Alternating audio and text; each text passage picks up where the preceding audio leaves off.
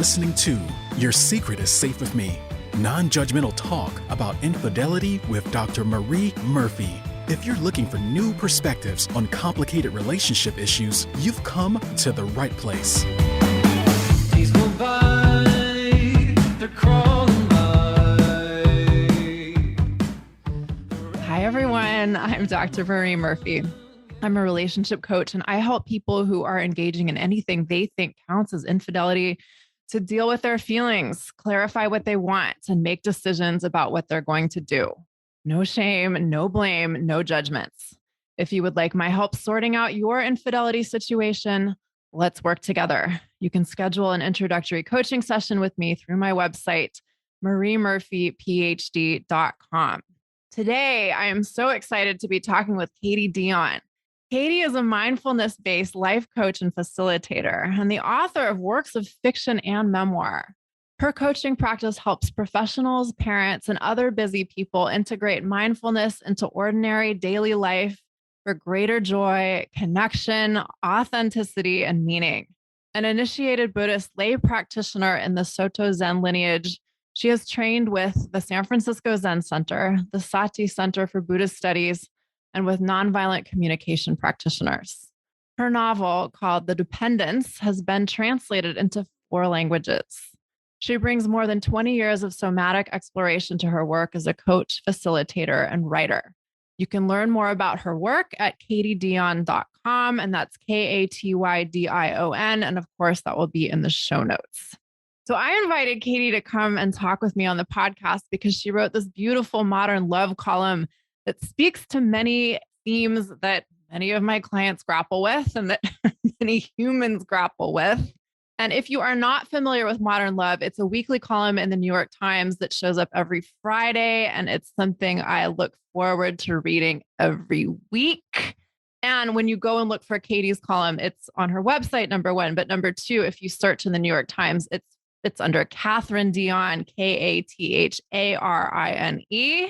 And although Katy's column doesn't have anything to do with infidelity, it does have to do with desire and what it's like to want what we want and to perhaps want seemingly competing things and to grapple with the lack of guarantee that we're going to get what we want or that we're going to get it in the form that we think we're going to get it in. And it's about a lot more than that too, but we'll get to all of that in due time. But at the outset, I just want to point out that, so many of us have a rather tormented relationship to our desires. And 2 of the themes that I see with clients so often is, 1, sometimes we want something so badly, but we don't really believe we can have it. So we tell ourselves that there's no way we're going to get it and that we shouldn't even bother pursuing it. And this, if you've ever been there, it's awful. And another thing that often happens is sometimes we want something so badly that we believe we can't be happy unless we have it. And it can be any number of things, but we think we have to have it in the particular form that we want it. So we pursue that it obsessively. And if you've been there, without me telling you how interesting and excruciating that can be. And of course, just across the board, I think that one of the greatest challenges and opportunities of the human experience is to learn how we relate to our desires, whether or not we ever have any kind of an infidelity situation on our hands. All right. With that very long preamble, hi, Katy. Thank you so much for joining me today. Hey, Marie, I'm so glad to be with you. Thank you. Okay. So let's do this. Let's just kind of introduce your story. Like, where did the modern love column begin? Where were you in your life? What was going on? What kinds of things were you thinking about and trying to cook up? Yeah, well, I had just had a baby. In fact, the baby was on my breast nursing while I wrote and conceived of and wrote this column. And I think part of it was just wanting to stay connected to my identities that weren't just about motherhood, because motherhood can be so consuming, especially in the early weeks and months. And I should say I'm still in the early weeks and months. I have a 7-month-old. It's still quite consuming. Yeah. But staying connected to the adult part of me that is interested in sharing these issues with other adults has been very important to my sanity and well-being. And I really felt like the story of how my son came to be born was actually not particularly remarkable in a lot of ways. And in some ways you were hinting at it. It was a story of having an idea about what I wanted and getting a lot softer around how that might happen, not just through beautiful practice and acceptance, but also through some hardship and through some suffering to get there. So I wanted to tell a story, share a story with readers about, in this case, how I did end up becoming a mother, but it took a very different path than I had originally imagined it would, especially when I was in my 20s, early 30s, even late 30s. Okay. Can I pause you and interrupt? Yeah. And if you have more to say, like, let's do that. But I want to make sure we kind of like elucidate what the vision was in your 20s and 30s and late 30s. And like, how did that look? Yeah. In some ways, I think it was fairly conventional. I saw it as falling in love with someone. And from there, growing into a relationship of deeper trust that resulted in some kind of commitment and the desire to have a family together. I had my own versions of rebelling against the traditional model. Like I knew probably marriage wasn't for me for a variety of reasons, but I would say it still really fit that Yeah. fairly traditional model in a lot of ways. Yeah. So how did this evolve over time?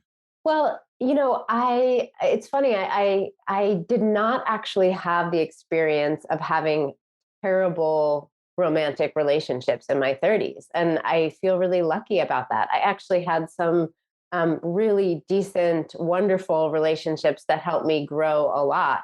Mm-hmm. Um, and they still weren't quite right. And so in that sense, I didn't, I wasn't able to form this narrative that, well, something's really wrong with me. I just can't have a successful relationship. Like, of course I'm human. Sometimes those thoughts pass through my mind, but I didn't really have that conviction that I was like broken in some way. What I had in terms of my experience was like, oh, these are really solid humans that I get to be in relationship with and grow with. And then we are growing apart as opposed to closer together. And we can let that happen. And that there's no problem with that.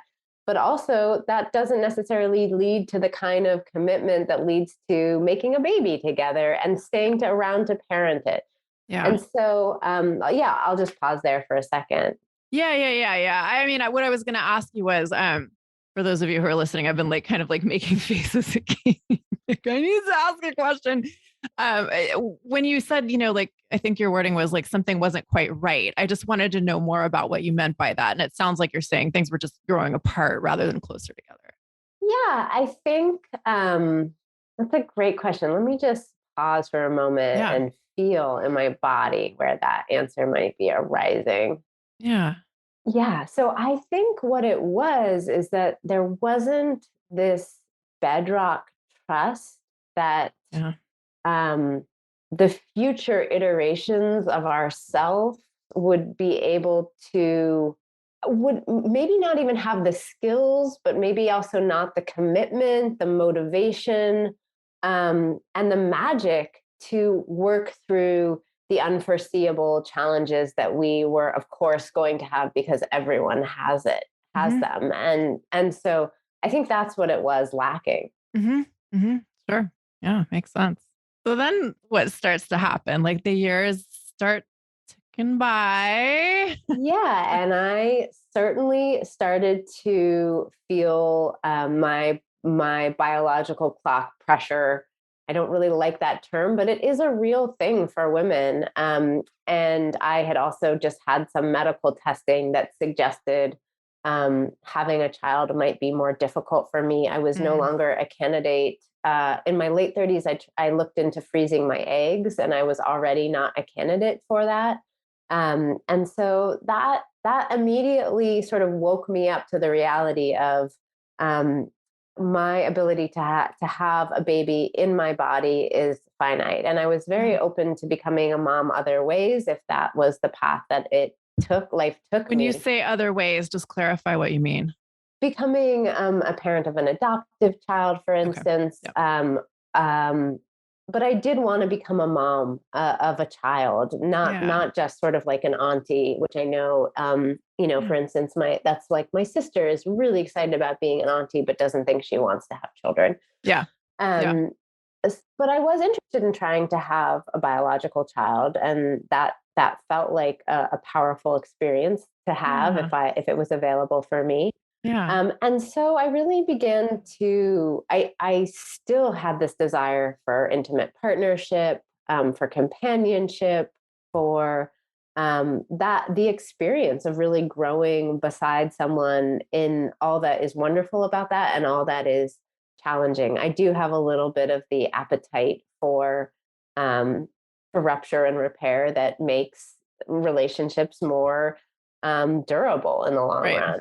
Right. And so I started to really try to acknowledge to myself that I had those yearnings, and also to face the reality that they may not coincide, and that it might be the time in my life where having a child is more paramount because of these biological constraints, and to and that owning that wasn't somehow giving up the dream or the possibility of having a partner or Mhm. having intimate, romantic, committed partnership in some form. And I did notice that there were some narratives for me from the culture at large Oh, around yeah. that, just built in. Yeah. Yeah. Yeah. Like what? Like, if I haven't figured this out by the time I'm in my late 30s and I don't find someone who is on their first serious relationship angling towards childbearing, that I'm not going to find someone who is interested in having a family. I'm not going to Yeah. find someone who's interested in taking a role in my child's life, whatever that looks like. Um, that my own sort of sexual energy and desire and appeal will decrease as soon as I procreate. I could go on. There are Sure. many, many of those. Yeah, yeah, yeah, yeah, yeah. No, I love that you acknowledge all these because so many of us operate from these beliefs as if they're just true, right? And when we can name them and claim them, then we can start to question whether or not they need to be the standpoint from which we operate, right? Yes, and I Yeah, found a lot of freedom in naming them. And yeah. at the same time, I had a lot of grief because I still, even when I was letting go of those narratives, I still really did want a partner. Ah, I still wanted a partner then. And I really had to grieve that maybe the universe was saying this was not my time for that. yeah, yeah. Yeah. Okay, let's just like call something out. Like the column kind of begins with you. I mean, the title is right, like separating dating from mating, right? Like I have it pulled up right here. You tell me what it is. You wrote it. You know. I I actually did not write it. The New York Times wrote it. Oh, I should. really? Yeah, that's their job. But it's seeking a father for my child, and then parenthetically Relationship relationship optional. optional. And then underneath it says, nearing 40, I decided to separate dating from mating. Cute. Right. So I mean, it is cute, but so the story kind of begins with like, like you saying, well, I'd kind of come to terms with the fact that maybe I would have a child and that would be separate from having a partner. So Yeah. take us through what kind of happens after Yeah.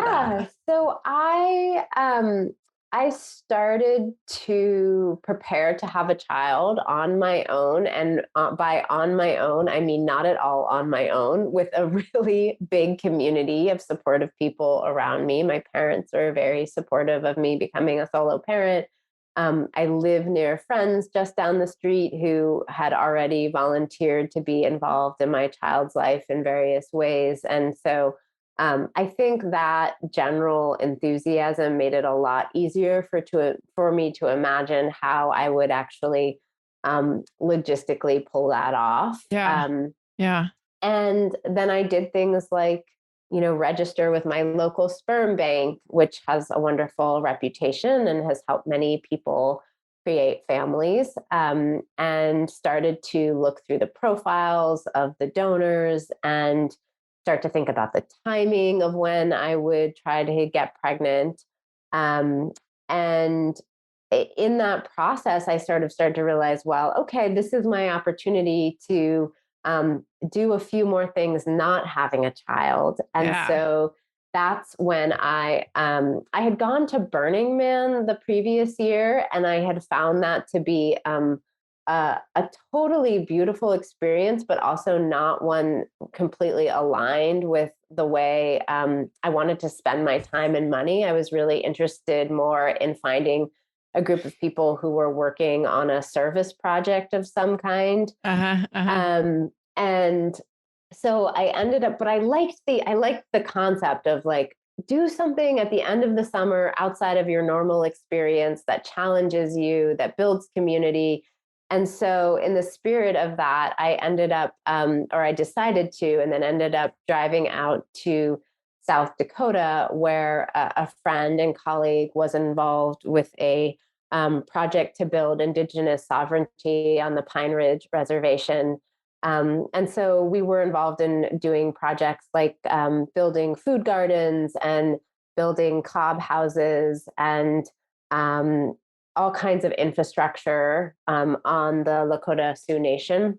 And I was only planning to be out there for a week and then come back. And, part of it was I'd also never taken a road trip by myself before. And I Yeah. felt like, well, this is something that I'm a little bit scared of. And so whenever fear is present for me, I always get curious about it. And I'm like, okay, maybe that's something to be in deeper relationship with.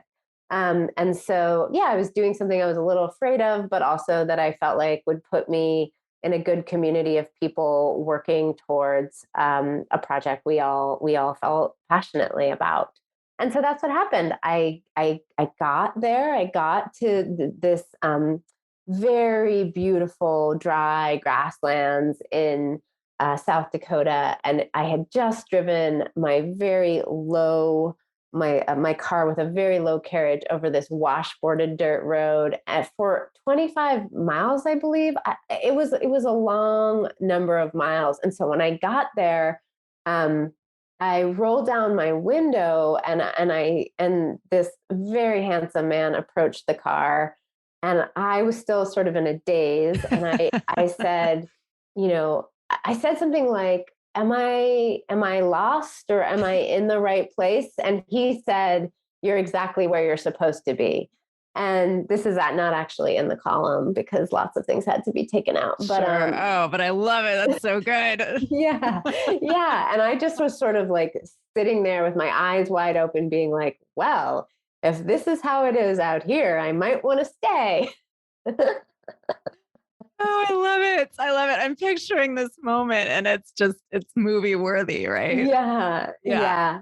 Um, and then we lost each other for actually most of the week because this person was working on building out the power structure, because a lot of what we were doing was off the grid, and he was building batteries and solar panels, and I was working on building a cob house, so we didn't cross paths too much. But at some point we did meet again, and there was this kind of magnetic energy between us, and we started to have conversations. And I was laughing through a lot of this because we were just so different right from the outset. He is, in the most wonderful sense, a super nerd. He can go down the rabbit hole talking about lithium batteries, Yeah. without sort of realizing that the person listening, it can't possibly follow the level of intricacy that's happening. And so, one thing I say in the column is that at an earlier time in my life, the sexual attraction and the energy and just the being in this whole experience would have been enough to sort of make me toss myself into something with abandon. And there was just more pause for me. I also didn't mention this in the column, but I was in a period of chosen celibacy at that time because I had just noticed that I wasn't making the decisions I wanted to be making in terms of who I was dating, who I was choosing as sexual partners. And so just I was ready to abandon that chosen celibacy when it was the right moment, but it was like this extra checkpoint for me at this point to really be in conversation with myself around, is this getting me closer to meeting my desires, or is it kind of scratching an itch or something that actually is taking me further away from my desires and getting my desires fulfilled? Yeah. Um, Yeah. Yeah. Which yeah, is so always such an interesting question. such an interesting question. And, Right. Right. ultimately, who knows, but it was still a worthy place to check in with myself. Yeah. And yeah, and so I had just this delightful interaction with this human being whose name is Rex, and also just a lot of wariness, just a lot of caution, I would say. And I wasn't in a rush. And we had, a hilarious moment at one point where, also not in the column, where I invited him back to my tent sort of at the end of the night. And he said, right off the bat, well, I'm not going to sleep with you. And and I just like laughed, right? Because the set of assumptions, like he had no idea I was in this period of celibacy. Yeah. Um, Yeah. we just didn't know where the other person was. And so we had this lovely interaction, and basically I drove away. I drove away not knowing if I was going to talk to him again. I had actually suggested that maybe we don't exchange contact information because I thought that the experience was really complete in itself. And he thought that was a terrible idea, and sort of planted his phone number with me and said, call me if you want to, you don't have to. And so that experience happened. I felt like it was complete in itself at the time. But then I came back to California and proceeded on this journey of trying to choose a sperm donor for my would-be child. And then that funny thing started to happen where I started to like compare hallucinations, because they were all just probable futures. Yeah. Nothing was real at that point. Yeah. Reading through these donor profiles, and all of a sudden, like, nothing about them, I couldn't hold on to anything about them. And that may be more of a reflection of me than anything going on with these actual donor profiles. But there is a way, right, that flattening a human being to 2 pages of writing, when they're not necessarily there to sell themselves in the most vibrant way. Like they're performing a service, they're getting paid for it. Yeah. There's not a lot of like mystery or romance or intrigue, or it's very, you answer like, what are your hobbies, and then they list like playing pool or taking hikes or video games or whatever it is. Right.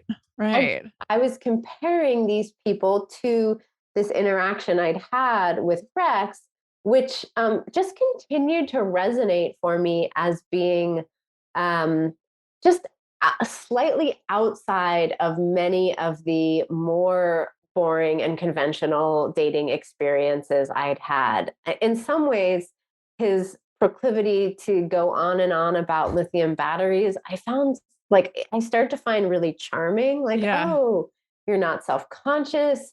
You're not actually like trying to impress me. You've taught yourself all this stuff. It isn't about money or status or power. It's actually very much connected to your desire to see a clean energy future. So that like process of courtship started to happen, I would say, somewhat in my mind, and then also somewhat in reality, because we continued to talk by phone. And that's the other thing that, I don't think that the piece really highlights quite enough, is that in a sense, we had a very old fashioned courtship, because he lived in Michigan, I lived in California. And the way we got to know each other was through phone calls. And so often he would be, out in his greenhouse in Michigan working. And I would be at home in California, and we'd have these rambling conversations. And we knew that, one of us couldn't say at the end of the night, do you want to come over and have a drink, or do you want to come over and jump in my bed, or whatever it was. Right. Yeah. So I'll just pause there because I've been talking. Yeah, no. I mean, the beauty of an old fashioned courtship, we could have a whole conversation about that. But one of the things that, you're getting at that I love is that, sometimes we have this idea of like who appeals to us, what characteristics in a person appeal to us, like what our future mate has to be like, or like, I don't like it if somebody talks about lithium batteries all the time, or I really want someone who talks about lithium batteries all the time. And I think, this is an anecdotal observation. This is not a normative statement, but sometimes we get the most joy from our relationships when we're willing to be really curious about another person and also about ourselves and about what we think another person's stuff means. Yes. And I will say you are reminding me of something that I had actually forgotten about, which is that for better or worse, a number of my friends treated me as sort of one of their most eligible single friends. And so there was a lot of very warm-hearted, good intentioned energy around helping me find a partner that they felt like would be a suitable match for me. And that led to, I could tell so many stories about some of those dates. But I can only imagine. Listeners, like, you should see the face I just made. I mean, that sounds like such a saga. That could be a movie too, right? We've got ideas here. Yeah. And it was interesting because I would sometimes ask them, well, what is the criteria you are using to find these people? And what was really fascinating to me is that almost everyone talked about how the person was going to have a very strong intellect and be very intellectual. And that every time I thought, wow, am I not expressing my desire to the universe clearly enough? Because, I know that I am in some ways on paper like an overeducated human being. And I do appreciate an intellectual conversation. I do appreciate the pleasures of using my own intellect, but I am like a deeply embodied person. And a lot of my friends are deeply embodied people. They grow plants, or they are cook meals, or they are artists. And so I found it so surprising and a little dismaying that was the way everyone kept setting me up for thinking about this person. But the reason I bring it up is because I think that when you hear that around you, especially from multiple people, it's very difficult to separate out if that is actually your own desire, or if it is other people's projections of your desire. Yeah.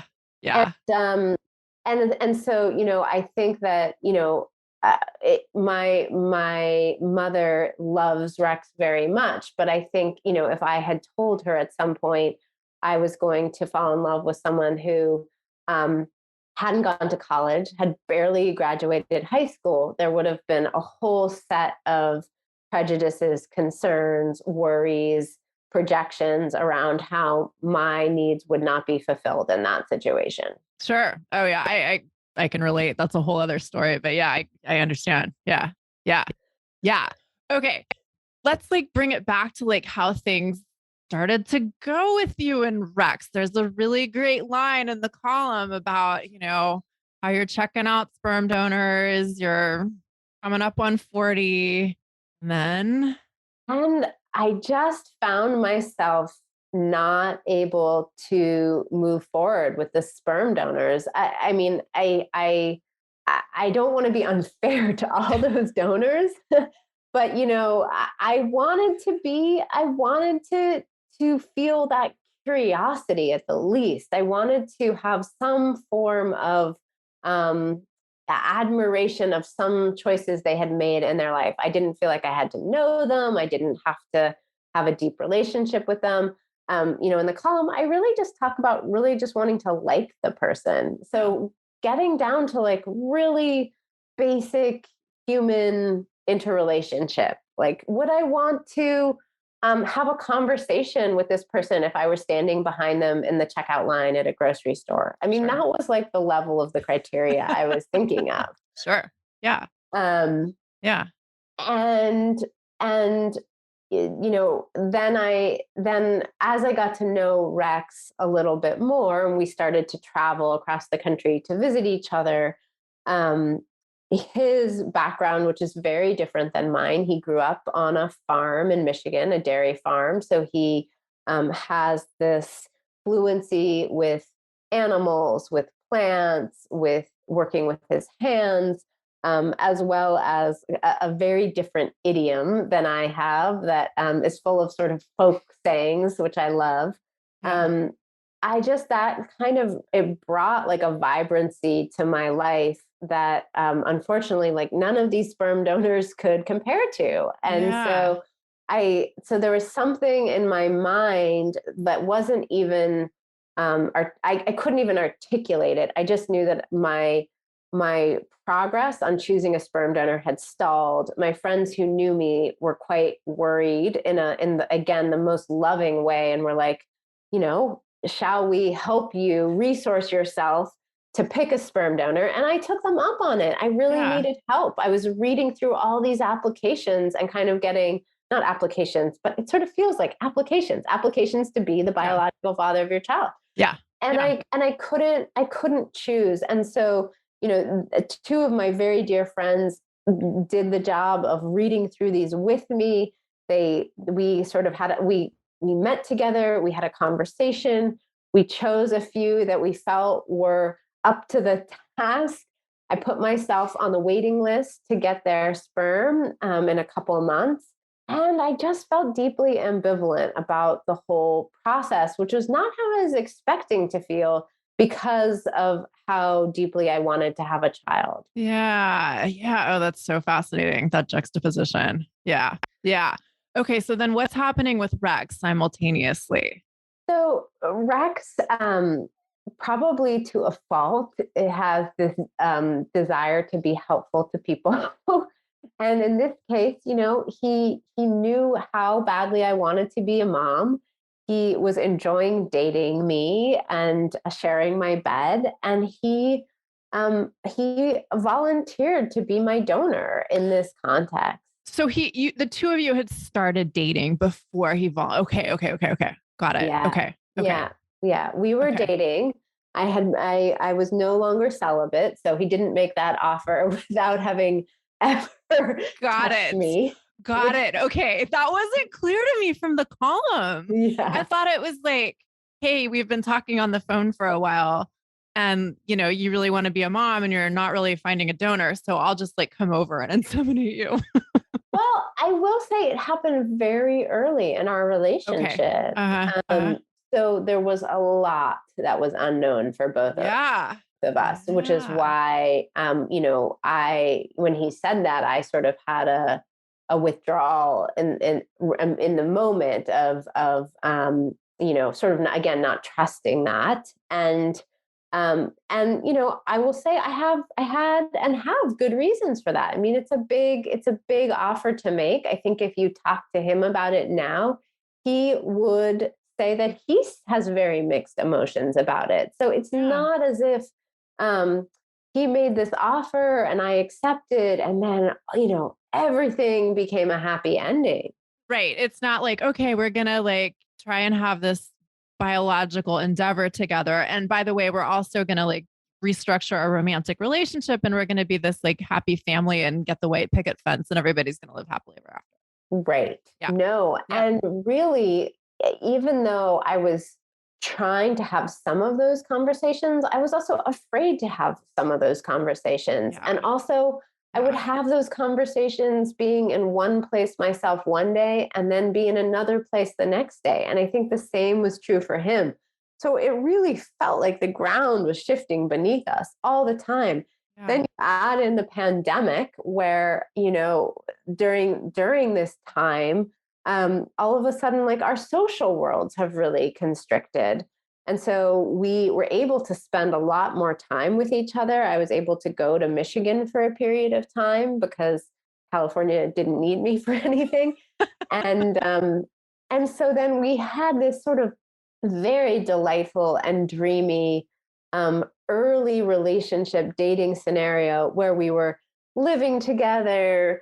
There was the pandemic. Um, Everything was unusual in our lives. Yeah.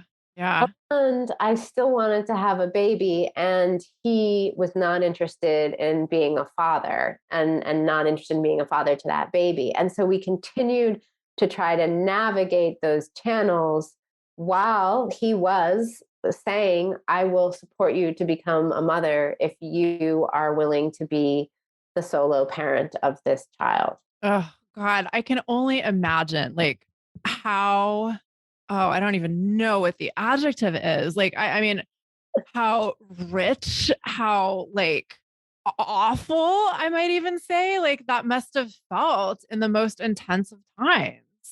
Like what a juxtaposition. That's like a great way of summing it up. Rich and awful and Oh, wonderful. yeah, right.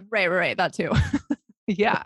Oh my God. I mean, like, I'm just like imagining this now and like tears are coming to my eyes, just like being in that, like, such a like, oh my God, such a like blessed and quote unquote cursed like state of affairs. Like, I'm just, ugh, wow. Wow.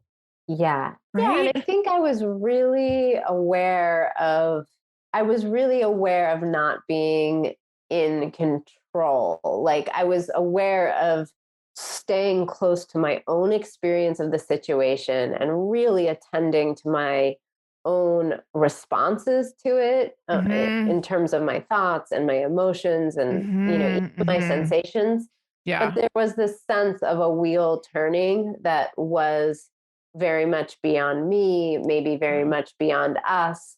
And I Yeah. think that actually helped with the feeling of, because there was also this feeling of, well, life isn't there just to grant your wishes. Like life isn't there to, that's not the purpose of life. That's not why like the animate energy of the universe is present for. It's Yeah. present for a lot of things, including making babies for some people, but its purpose is not um, to put out a material request and have it fulfilled. Yeah.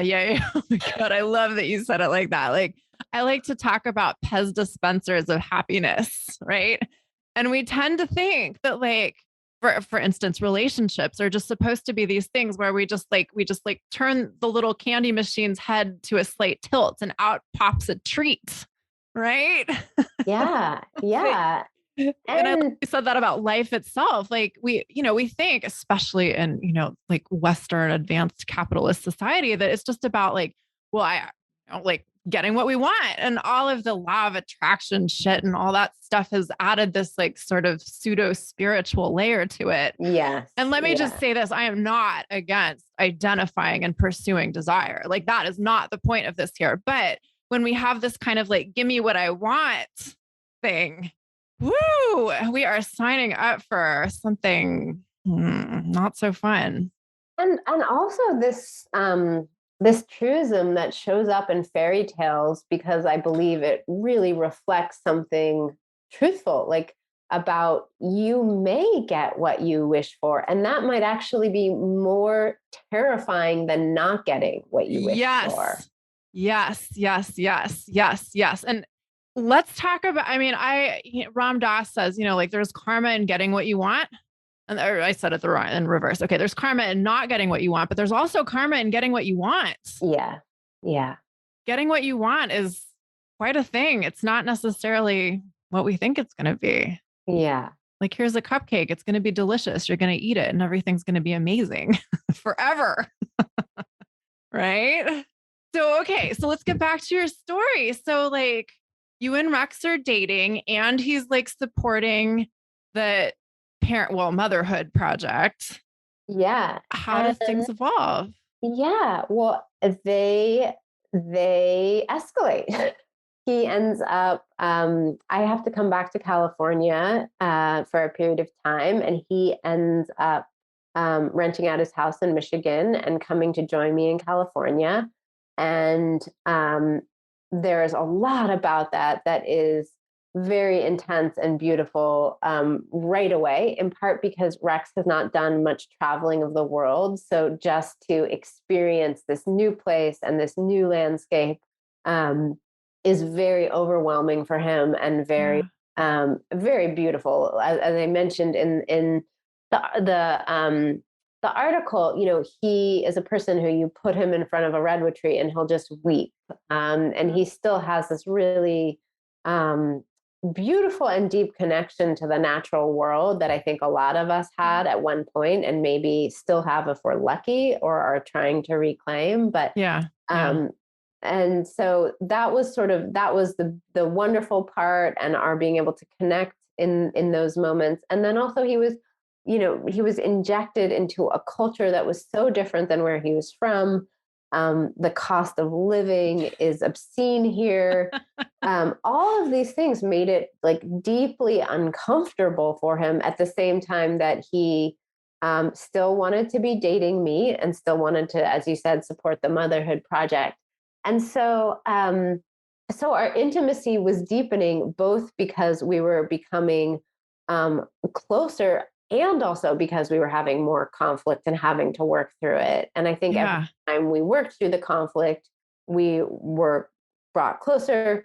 And every time, though, we didn't know if we were going to work through the conflict, there was this sense that everything was going to fracture and that, Sure. I was going to maybe lose the person I loved, and then I was going to lose this opportunity to have a child. Or then some of the reverse questions started to come up. What if I end up becoming pregnant and the pregnancy is successful and I have a child and I'm in love with someone who doesn't want to raise that child? So Yeah. so many questions started to come up. Then there was also the question of, well, what if I don't get pregnant? At a certain point, would I go to a sperm donor or try a different method? Because really, the desire to become a mom was at this point still just barely paramount over the desire to have a child. But I wanted both, and I was thrust in the middle of this really loving, interesting, challenging relationship that the time did not feel ripe to leave. And at the same time, it seemed like we were sort of moving on a collision course. Wow. Yeah. Say more about the collision course on like the day to day. What did that, how did that manifest? Like, how did that show up? Yeah. Well, trying to think. I think that it came up around visioning the future quite a bit. Yeah. Yeah. Because I was trying to envision a future in which this child I was calling into being existed. And, I think there was part of Rex that wasn't even able to countenance that future. I'm guessing in part because there was probably some pain inside there, no matter what happened, whether Sure. he stayed to be a father or he left and knew he had put a child into the world, but was no longer in connection with that child. And so at one point, because, for instance, Rex needed a workspace and my house is essentially like an apartment. I started to talk about moving. Well, what if we moved somewhere? And that for me again it was a future oriented um, aim, and for Rex it was hard to imagine we would pick up and leave either his house in Michigan or my house in California and go to maybe a third location because of this would be child that who knows if I would even get pregnant and have. So it just became and then just the logistics even of Yeah. trying to have a child. You have to be in the same place at the same time when you're ovulating. And that's a commitment for those who have tried to have children. They know that. So there was just all of this, both on the logistical day to day, and how do we even imagine 1 month out, 2 months out, 3 months out? We weren't even really thinking about a year, but just even these short spans were really challenging to talk about. Yeah. I can imagine. And then And then I got pregnant. yeah. Wow. Yeah. Yeah, really at Wow. a time that I had begun to despair that I would. It had been almost a year of trying. And in fact, the month that I did get pregnant, we had sort of taken a break from trying. And, as those things happen, we were not actually in the same place, right, when I've ovulated, but the magic of the universe and the human body made it so that I did get pregnant. I was very surprised. I was actually supposed to begin that month going to an IVF clinic. I had signed all the papers. I had done all the education around the meds. They were already ordered. The nurse was just waiting to schedule my baseline. What is it called? The ultrasound, the baseline ultrasound. And I kept saying, okay, I'll let you know when I start menstruating, and it didn't happen. And so I was pretty shocked. It was the last thing that I thought was going to happen. Wow. Yeah. Wow. Yeah. And, there are all kinds of reasons I can ascribe in my mind to why did it happen then. And I don't even necessarily think they're worth naming. But I do think that energetically something shifted for us when we just said, we're just going to try to be present this month and enjoy this without knowing if it has a future, how it's going to have a future, or if really we're coming to sort of the natural end of things. Yeah. Side note, I used to do body work on clients who are going through infertility treatment. So yeah, I can relate to the whole energetic shift thing, but that's another story for another day. Yeah. So what happens with Rex at this point? Well, we start to have some really difficult conversations. And I think that, he was divided. And so there was part of him that was continuing to reach for the relationship and our connection. And then there was the part of him that really felt that, that he knew he didn't want to be a parent, and that hadn't changed. He was really supportive of me and the pregnancy, but sort of in a siloed way, separate from his own connection to it. And so then, that just became really heartbreaking because it felt like we were starting to break up. We had some really difficult conversations. One of the things that the New York Times asks before you publish in it is whether you have over dramatized any of the events in the story you've told. And I had to report that sadly I had under dramatized it. In fact, one of the things that happened is we had a very challenging relationship conversation on a Saturday morning in which where we left things was pretty uncertain. It felt like we might fracture. And then he went off to ride his electric scooter that day and did not come home. And I had to, I got a text from him at one point long after dark saying, I'm sorry, love, I'm in the hospital and I don't know what's happened to me. Didn't say where he was or anything. And I had to call a bunch of emergency rooms looking for a John Doe patient who probably had a head trauma, and indeed found that he was at our local trauma center and had been found unconscious in the road. And yeah. And Jesus. so he was lucky to be alive. But he did have he suffered a severe concussion. And so in the middle of this, I remember sort of very selfishly calling one of my Buddhist teachers and being like, do I have to have that conversation again? Does that mean, is it like Groundhog Day?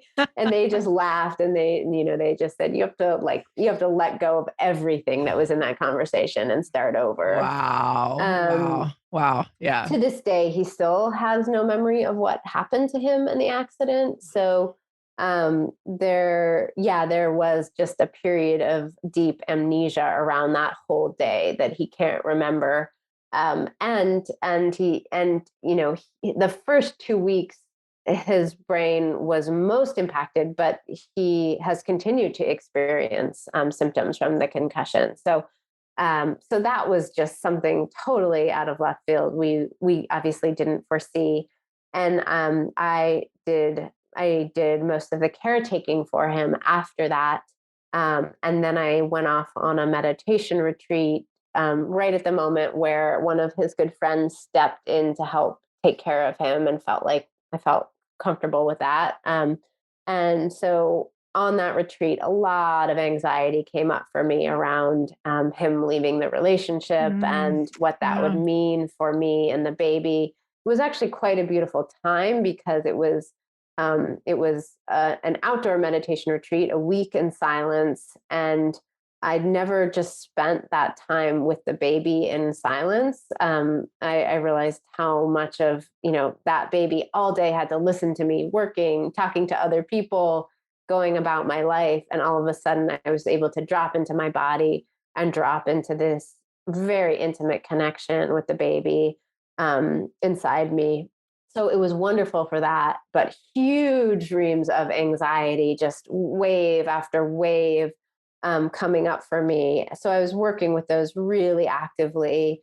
And again, one of my teachers just mentioned, that we often grieve the things that we may lose so thoroughly before we lose them that actually, like, the thing we're most afraid of happening isn't actually quite as bad as we think. And I couldn't really hear that at the time because I was so actively grieving it. But more or less, that's sort of what happened. I got back from this retreat, and on the night I got back, Rex told me he was leaving the relationship. And Ugh. it took him a few weeks to get his belongings. He was finishing his job, he was packing up his belongings. He had intended to leave on a Saturday, but he ends up driving off on Father's Day. Oh my God. Oh my God. Oh, you can't make this shit up. No, he Yeah. can't. Yeah. Okay. So he drives off and you're like, what's that moment like for you?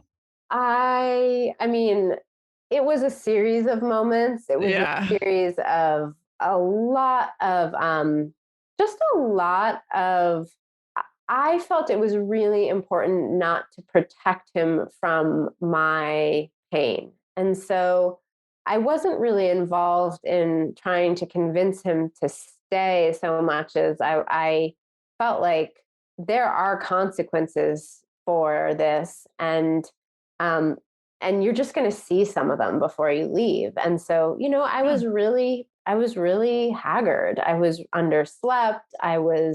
I could barely eat. I was crying all the time. And, I was not asking him to take care of me in that because I actually felt like his decision to leave was a totally reasonable one. Yeah. But it was going to be quite painful for me. And so I Sure. was just going to walk around being myself in a lot of pain. Yep. Yep. So that's how it went. Yeah. Oh my God. Oh my God. So he leaves He leaves.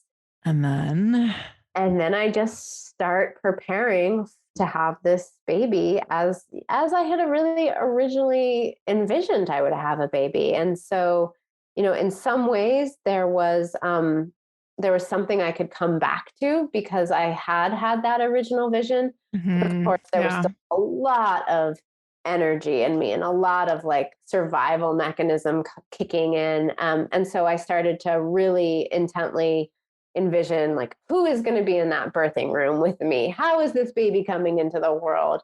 And then also some more just like frantic energy around like, how do I prepare logistically? Like I need a used car seat and a used crib and a used everything.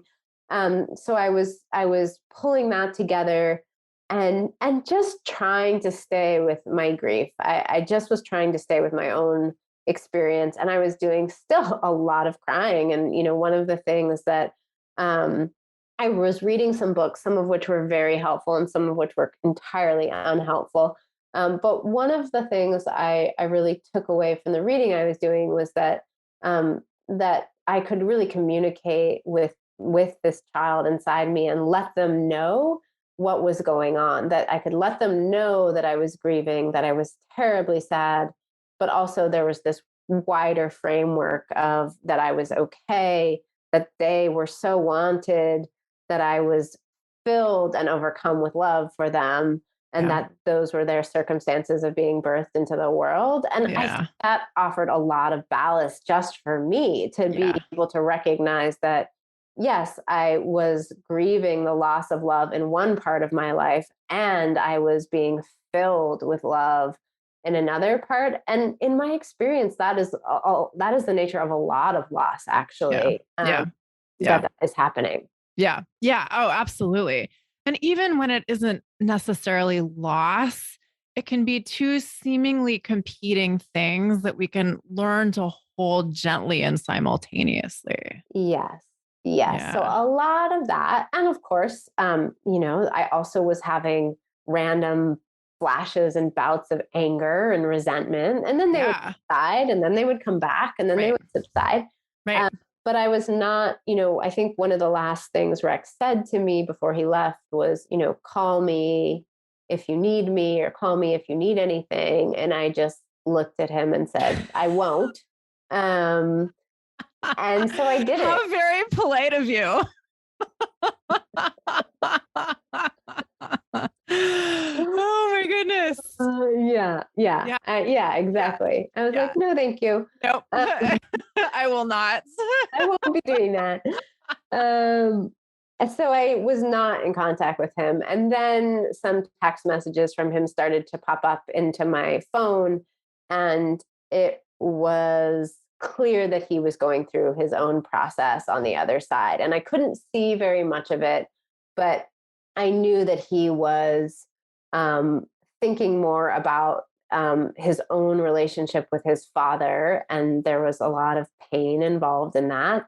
And he was thinking more about fatherhood in general. He was listening to podcasts and hearing people talk about their experience as fathers. And so I think the part of him that maybe had been unable or unwilling to actually imagine what would it be like to bring this child into the world, whether or not you have a relationship with him, whether or not you're a father to him, he just started to let more impression and experiences come in to start to fill out possible scenarios. Yeah. Yeah. That's such a nice way of putting it. Yeah. Yeah. And then Yeah. I think he was in a great deal of pain at that Sure. point. Sure. Right. Right. For sure. So just because I want to be respectful of your time here, like kind of like tell us like what happened after that? Like how did the bring us to the conclusion point of the column, so to speak, and then a little bit beyond that? Yeah, well, he eventually reached out in a more substantial way and said that he felt he had made a mistake.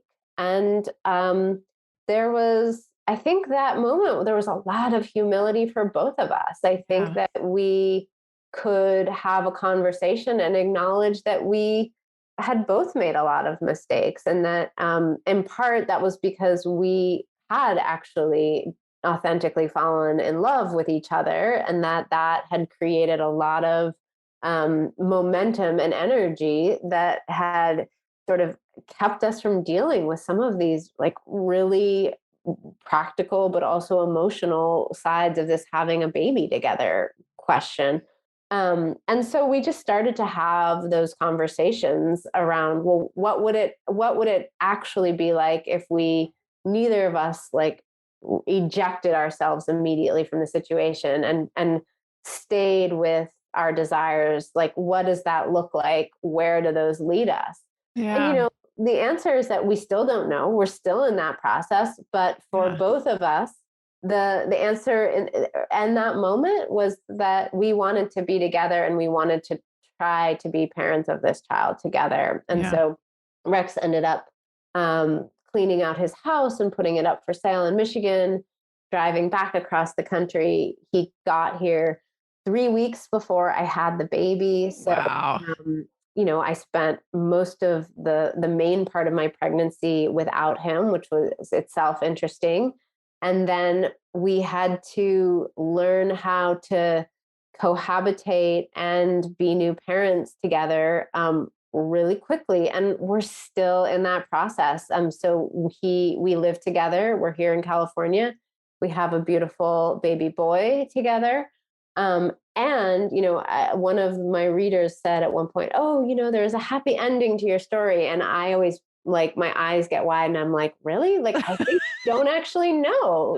We are in the middle of it, and there are days that for Rex, the challenges still of being in such a strange culture and climate and being this new parent that when he didn't necessarily foresee it makes him, he will say very frankly, want to run away. Yeah. So Yeah. we have to like work actively with that as part of our relationship.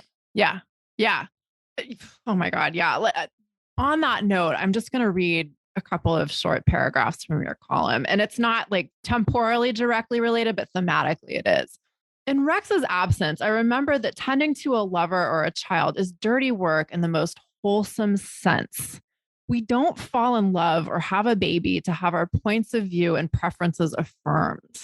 We do it, at least a little bit, to soften our singular, lonesome grip on reality and invite in the unexpected, the undesirable, and the inexplicable. This, call it messiness or richness or hands full of life, is what is beautiful and natural about being an animal with appetites beyond our understanding. Being faithful in the deepest sense to a lover or a baby is saying yes to the weird and memorable before you know it. Before you know you want it or welcome it. And I think, part of what this speaks to is the fact that when we decide we're going to hitch our wagon to someone or something, we're signing up for the whole thing.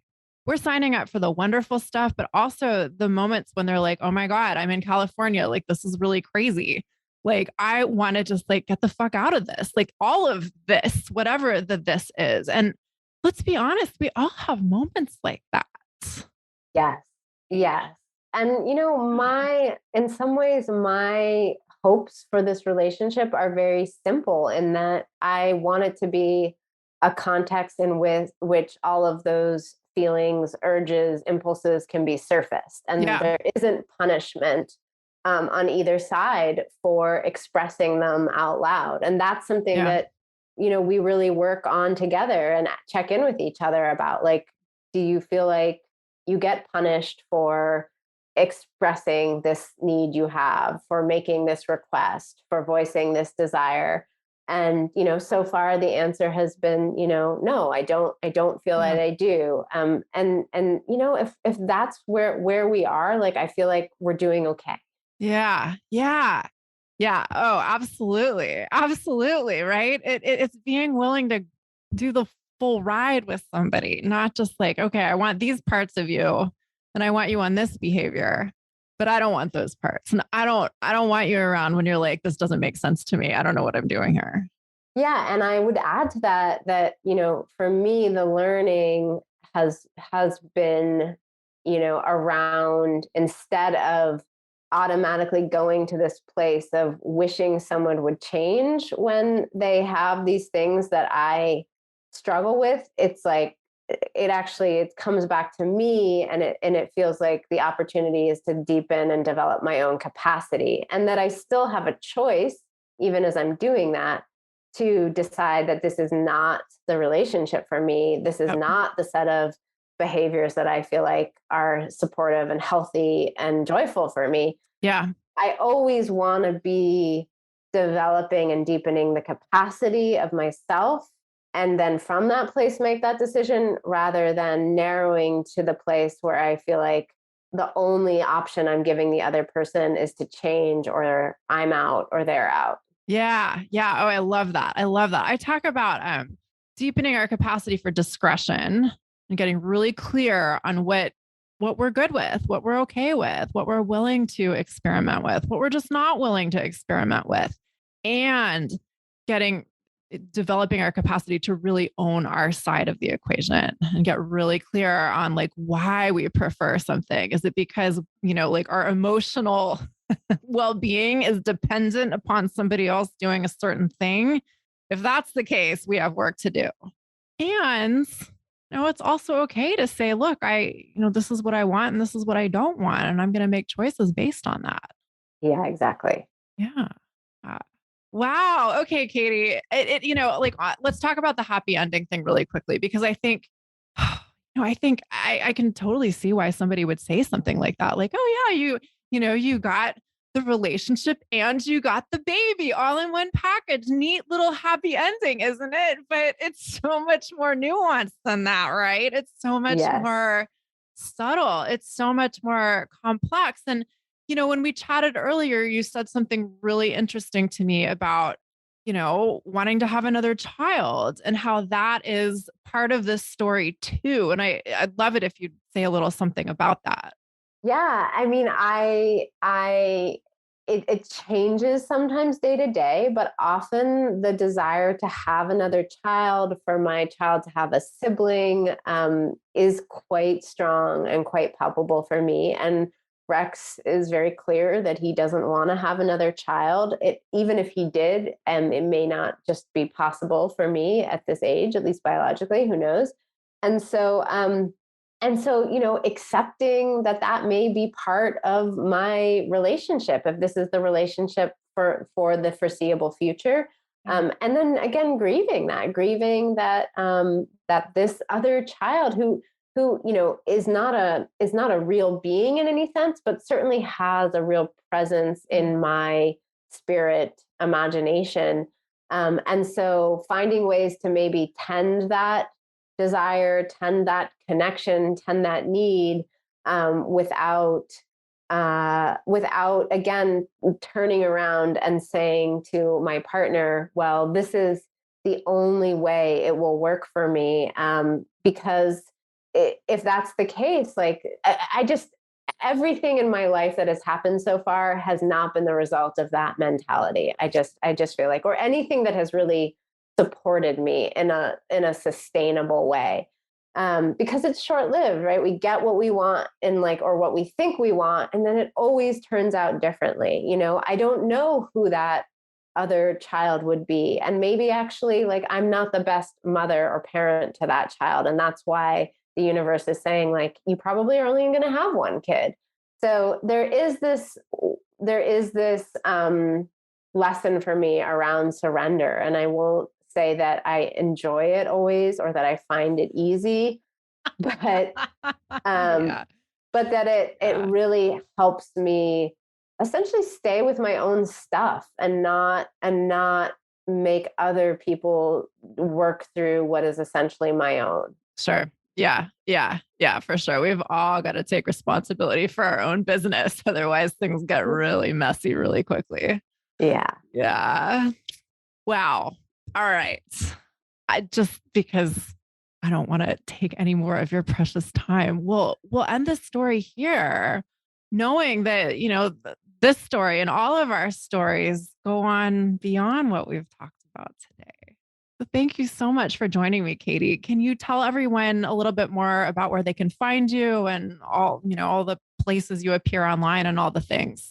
Sure. Well, probably the easiest way to find me is my website, katydion.com. You can hear from people I've worked with. They offer testimonials if you're interested in what I'm like as a coach. I also do group facilitation of various types. And I will hopefully also have some more writing coming out in the next few years, so people can find me there. Awesome. Thank you so much.